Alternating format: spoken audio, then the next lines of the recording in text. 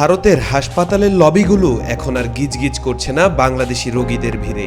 মধ্য কলকাতা থেকে বাইপাসের ধারের হাসপাতালগুলোর সামনে এখন সেই রমরমা ভিড়ের কোনো চিহ্ন মাত্র নেই। কলকাতার বেসরকারি হাসপাতালের বেশিরভাগ নির্ভরশীল বাংলাদেশি রোগীদের উপর। ফলে বাংলাদেশি রোগীদের অনুপস্থিতিতে কলকাতার হাসপাতালগুলোর ত্রাহি অবস্থা।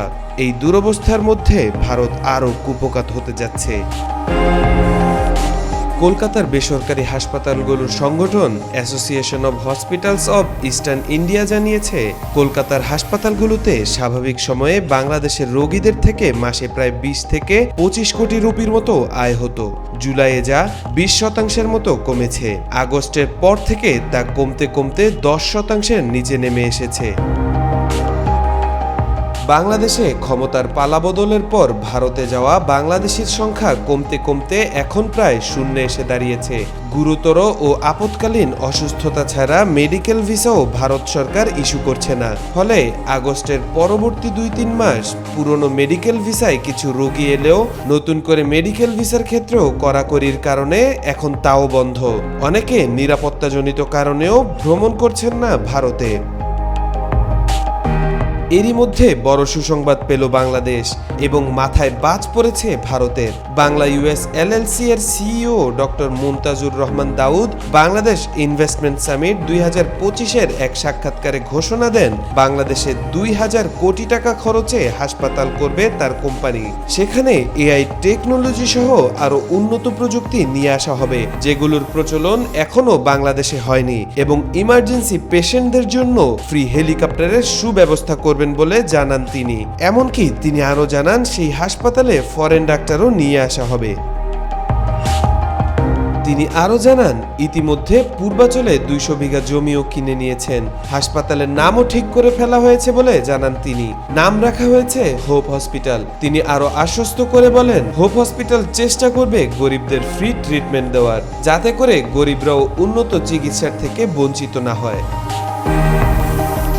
এ সময় তিনি আরো বলেন, আমি এটার জন্য 15 বছর অপেক্ষা করেছি। আমাদের প্রথম চিন্তা ছিল আমরা হসপিটাল করব ইন্দোনেশিয়া অথবা মালয়েশিয়াতে। তখন বাংলাদেশের পরিস্থিতি আমাদের এত টাকা ইনভেস্ট করার মতো অনুকূলে ছিল না, কিন্তু 5 আগস্টের পর পরিস্থিতি পুরোপুরি পাল্টে গিয়েছে। এ সময় তিনি ডক্টর মোহাম্মদ ইউনুসের প্রশংসা করে বলেন, এই ভদ্রলোক যে পরিবর্তন করেছে তা বাংলাদেশে আগে কখনো হয়নি। ইতিমধ্যে বাংলা ইউএস এলএলসি কয়েক দফা মিটিং সেরে ফেলেছে বলেও জানান ডক্টর মুনতাজুর রহমান দাউদ। এমনিতেই ভারত বাংলাদেশের রোগীদের হারিয়ে বিরাট ক্ষতির সম্মুখীন। তার মধ্যে এমন খবর ভারতের মাথায় বাজ পড়ার মতো অবস্থাই তৈরি করেছে। তাওফিকুল ইসলাম, আজকাল। সবার মুখে গণহত্যা বন্ধ এবং স্বাধীন রাষ্ট্র হিসেবে ফিলিস্তিন প্রতিষ্ঠার আকাঙ্ক্ষা। অনেকের হাতে প্ল্যাকার্ডে লেখা, ফিলিস্তিন মুক্ত করো, বিশ্ব কেন নীরব, এমনই প্রতিবাদী স্লোগান। গাজাবাসীর প্রতি সমর্থন জানিয়ে এমন আয়োজন বেশিরভাগ সময় দেখা যায় ইয়েমেন, তুরস্ক, লেবাননের মতো দেশগুলোতে। এবার এতে সামিল হয়েছে ঢাকাও, যা আন্তর্জাতিক গণমাধ্যম বেশ ফলাও করেই প্রচার করছে। ইসরায়েলি সংবাদ মাধ্যমে উঠে এসেছে ঢাকার মার্চ ফর গাজার খবর। জায়নবাদীদের মুখপাত্র হিসেবে পরিচিত টাইমস অব ইসরায়েল অ্যাসোসিয়েট প্রেসের বরাতে ঢাকায় ইসরায়েলি বিরোধী প্রতিবাদের খবর ছাপে। প্রতিবেদনে বলা হয়েছে, প্রায় 1 লাখ বিক্ষোভকারী বাংলাদেশের রাজধানীতে গাজায় ইসরায়েলের হামলার নিন্দা জানাতে র্যালি করেছেন। বিক্ষোভকারীদের অনেকে যুক্তরাষ্ট্রের প্রেসিডেন্ট ডোনাল্ড ট্রাম্প, ইসরায়েলের প্রধানমন্ত্রী বেনিয়ামিন নেতানিয়াহু এবং ভারতের প্রধানমন্ত্রী নরেন্দ্র মোদীর ছবিতে জুতাপিটা করেছেন। আরব নিউজের খবরে দাবি করা হয়েছে, ঢাকার সমাবেশে অংশ নিয়েছিল 10 লাখের বেশি মানুষ। এটাকে বাংলাদেশের সাম্প্রতিক ইতিহাসে ফিলিস্তিনের পক্ষে সবচেয়ে বড় সংহতি সমাবেশ হিসেবে বর্ণনা করা হয়েছে। ব্রিটিশ সংবাদ মাধ্যম দ্য ইন্ডিপেন্ডেন্ট বলেছে, সমাবেশে প্রায় 1 লাখ মানুষ অংশ নিয়েছে। এতে বিএনপি সহ ইসলামপন্থী দলগুলোর সমর্থনের কথাও উঠে এসেছে। মার্কিন সংবাদ মাধ্যম দ্য ওয়াশিংটন পোস্টের খবরে বলা হয়েছে, বাংলাদেশের রাজধানীতে লাখো মানুষ ইসরায়েল বিরোধী সমাবেশে অংশ নিয়েছে এবং গাজায় ইসরায়েলি সামরিক আগ্রাসনের প্রতিবাদ জানিয়েছে। কাতার ভিত্তিক গণমাধ্যম আল জাজিরায় ঢাকার মার্চ ফর গাজার কয়েকটি ছবি শেয়ার করা হয়েছে। ক্যাপশনে লেখা হয়েছে, ফিলিস্তিনপন্থী লাখো জনতা বাংলাদেশে বিক্ষোভে অংশ নিয়েছে। এছাড়াও Toronto star, Times of India, CTV সহ আন্তর্জাতিক বিভিন্ন গণমাধ্যমে ঢাকায় বিক্ষোভের খবর প্রকাশ করা হয়েছে। ওয়াহিদা পারভিন ঈশিতা, আজকাল। হাই, আমার বাসায় কিছু মানুষ আক্রমণ করেছে। তারা নিজেদেরকে পুলিশ পরিচয় দিচ্ছে। আমি বলেছি যে আমি থানায় এসে কথা বলবো, তারা কিন্তু আমার কথাটা শুনছে না। মেঘনা আলম কয়েকদিন আগেও যাকে খুব বেশি মানুষ চিনত না, কিন্তু আজ দেশ জুড়ে পরিচিত। গত বুধবার রাতে হঠাৎ অর্ধনগ্ন অবস্থায় ফেসবুক লাইভে এসে তাকে পুলিশ আটক করতে দরজায় ধাক্কা দিচ্ছে বলে অভিযোগ করেন। হঠাৎ করে বাসায় পুলিশ দেখে কাপড় ছাড়াই লাইভে আসেন এই মডেল ও অভিনেত্রী। তারপর থেকেই আলোচনা সমালোচনা কম হচ্ছে না এই মেঘনা আলমকে নিয়ে। পরে তাকে রাজধানীর বসুন্ধরা আবাসিক এলাকার একটি বাসা থেকে হেফাজতে নেওয়ার কথা জানায় পুলিশ। মডেল ও অভিনেত্রী মেঘনা আলমকে আটকের দিন রাতেই বাংলাদেশ ছেড়েছেন ঢাকায় নিযুক্ত সৌদি রাষ্ট্রদূত ইসা বিন ইউসুফ আল দুহাইলান। রাষ্ট্রদূতের একটি আনুষ্ঠানিক অভিযোগের ভিত্তিতে ওই দিনই মেঘনাকে রাজধানীর বসুন্ধরা এলাকা থেকে আটক করে পুলিশ। পুলিশ জানায়, রাষ্ট্রদূতের অভিযোগে বলা হয়, একজন নারী তাকে আর্থিকভাবে প্রতারিত করার চেষ্টা করছেন এবং বিভিন্ন হুমকি দিচ্ছেন। বিষয়টি স্বরাষ্ট্র মন্ত্রণালয়ের নজরে আনলে তাদের নির্দেশেই পুলিশ তদন্ত শুরু করে। তদন্তে মেঘনা আলম ও রাষ্ট্রদূতের মধ্যে পূর্ব যোগাযোগের তথ্য পাওয়া যায়। পরে পুলিশের আবেদনের ভিত্তিতে আদালত মেঘনাকে বিশেষ ক্ষমতা আইনে 30 দিনের জন্য আটক রাখার আদেশ দেন। পুলিশ আরও জানায়, রাষ্ট্রদূতের সঙ্গে সম্পৃক্ততা ও ঘটনা প্রবাহ সম্পর্কে আরও বিস্তারিত জানার জন্য মেঘনাকে জিজ্ঞাসাবাদ করা হয়। জানা যায়, সম্প্রতি রাষ্ট্রদূত ঈসা পররাষ্ট্র মন্ত্রণালয়কে জানান তিনি এক নারীর কাছ থেকে প্রতারণার শিকার হচ্ছেন। বিষয়টি স্বরাষ্ট্র মন্ত্রণালয় হয়ে পুলিশের কাছে গেলে তারা মেঘনার বিষয়ে খোঁজ নেন। মেঘনার পরিবারের পক্ষ থেকে অবশ্য দাবি করা হয়েছে তাকে অপহরণ করা হয়েছে। এই খবর ছড়িয়ে পড়ার পর ডিএমপি এক বিবৃতিতে এসব অভিযোগকে অস্বীকার করে।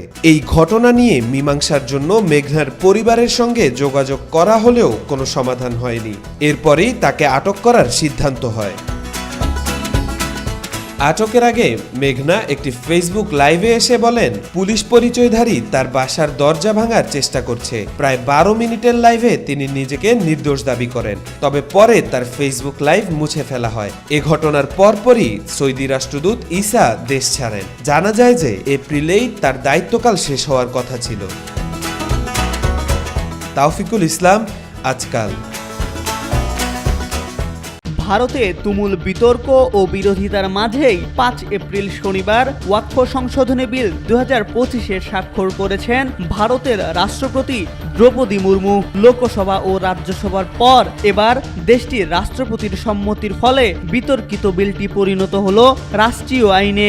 বিশ্লেষকদের আশঙ্কা, আইন কার্যকর হলে বন্ধ হতে পারে শত শত বছরের পুরনো মসজিদ, মাদ্রাসা, দরগাহ ও খানকা শরীফ। অনিশ্চয়তার মুখে পড়বে আজমির শরীফ, হাজি আলীর মাজার, নিজামুদ্দিন আউলিয়া ও কুতুবুদ্দিন বখতিয়ার খিলজির দরগার মতো সুপ্রাচীন ধর্মীয় স্থাপনা। মুসলিম সংগঠনগুলোর দাবি এটি ধর্মীয় সম্পত্তি দখলের ষড়যন্ত্র। অন্যদিকে সরকার বলছে আইনটি স্বচ্ছতা ও জবাবদিহিতা নিশ্চিত করবে।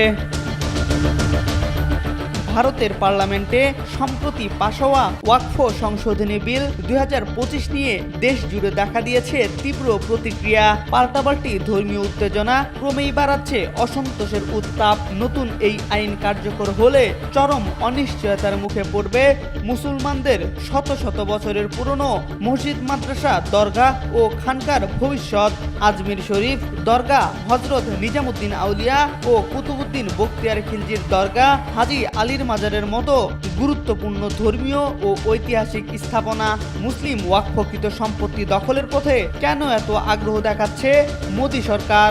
হিন্দু ভোট ব্যাংককে খুশি করার জন্যই কি এমন একপেশে আইন? বর্তমানে ভারতে প্রায় 9 লাখ ওয়াকফ সম্পত্তি রয়েছে। আনুমানিক 10 লাখ একর জমির উপর বিস্তৃত এই সম্পত্তির মূল্য প্রায় 1 লাখ কোটি রুপির বেশি। দেশটিতে রেলওয়ে এবং প্রতিরক্ষা বিভাগের পরেই মুসলিম ওয়াকফ বোর্ডের মালিকানায় রয়েছে সবচেয়ে বেশি জমি। 1,20,000 মসজিদ, 34,000 দরগা ও মাজার, 1.5 লাখ কৃষি জমি এবং অসংখ্য মাদ্রাসা, খানকা, কবরস্থান, ঈদগাহ, স্কুল, দোকানপাট ও জনকল্যাণমূলক প্রতিষ্ঠান রয়েছে এই সম্পত্তির আওতায়। কিন্তু নতুন পাস হওয়া আইনের কারণে বিশাল সম্পত্তির ভবিষ্যৎ এখন পড়ল ঘোর অনিশ্চয়তার মুখে। আগ্রাসী হিন্দুত্ববাদী রাজনীতি বহুদিন থেকেই নরেন্দ্র মোদী ও তার দল বিজেপির মূল হাতিয়ার। নতুন এই আইনের মাধ্যমে মুসলমানদের ধর্মীয় পরিসরে হস্তক্ষেপ ও ভারতীয় সমাজে তাদেরকে আগের চাইতে কোণঠাসা অবস্থানে নেয়ার আইনি বৈধতা তৈরি হলো। অল ইন্ডিয়া মুসলিম পার্সোনালস ল বোর্ড এই আইনকে মুসলিম সম্প্রদায়ের ধর্মীয় অধিকার ও সম্পত্তির ওপর সরাসরি আক্রমণ হিসেবে চিহ্নিত করেছে। তাদের দাবি, এর মাধ্যমে মুসলিমদের শতাব্দী পুরনো ধর্মীয় ও জনকল্যাণমূলক প্রতিষ্ঠানগুলো নিজেদের নিয়ন্ত্রণে নিতে চায় মোদী সরকার। সিএএ, এনআরসি, হালাল নিষেধাজ্ঞা, হিজাব বিতর্কের পর এই ওয়াকফ আইন মুসলিমদের ভোগান্তির কফিনে শেষ পেরেক। সম্প্রতি পাস হওয়া আইনে বলা হয়েছে ওয়াকফ বোর্ডে অমুসলিম সদস্য নিয়োগ বাধ্যতামূলক, এমনকি সিইও পদেও নিয়োগ পেতে পারেন অমুসলিম কোনো ব্যক্তি। বোর্ডে বাধ্যতামূলক নারী সদস্য যুক্ত করা এবং জেলা প্রশাসকদের মাধ্যমে ওয়াকফ সম্পত্তি রেজিস্ট্রেশন বাধ্যতামূলক করার বিধান রাখা হয়েছে। দেশটিতে মুসলিম ছাড়াও শিখ, হিন্দু, জৈন, বৌদ্ধ ও খ্রিস্টান ধর্মীয় বিভিন্ন বোর্ড রয়েছে, যেসব চলে স্বায়ত্তশাসনের ভিত্তিতে। অথচ কেবল মুসলিম ওয়াকফ বোর্ড নিয়ে বিশেষ আইন চালুকে মোদী সরকারের উদ্দেশ্যমূলক ষড়যন্ত্র বলে মনে করা হচ্ছে। বর্তমানে ভারতের 30টি রাজ্যে সক্রিয় আছে ওয়াকফ বোর্ড। ওয়াকফ সংক্রান্ত 40,000-এর বেশি বিচারাধীন মামলার মধ্যে প্রায় 10,000 মামলা মুসলিমদের দায়ের করা। ওয়াকফ বাই ইউজার ধারা বিলোপের ফলে প্রচলিত ব্যবহার বা মৌখিক ঐতিহ্যের ভিত্তিতে স্বীকৃত ওয়াকফ সম্পত্তি আর রক্ষা পাবে না। বোর্ডকে প্রমাণ করতে হবে সম্পত্তির মালিকানা। লিখিত প্রমাণ নেই এমন শত শত বছরের পুরনো দরগা, মসজিদ, মাদ্রাসা সরকারি নথির অভাবে পড়বে ভয়াবহ অনিশ্চয়তায়। বিশ্লেষকরা বলছেন, হাজার হাজার ধর্মীয় প্রতিষ্ঠানের উপর এই আগ্রাসন শুধুমাত্র অতীত নয়, বিপন্ন করবে ভারতের ভবিষ্যৎ। MR আকাশ, আজকাল।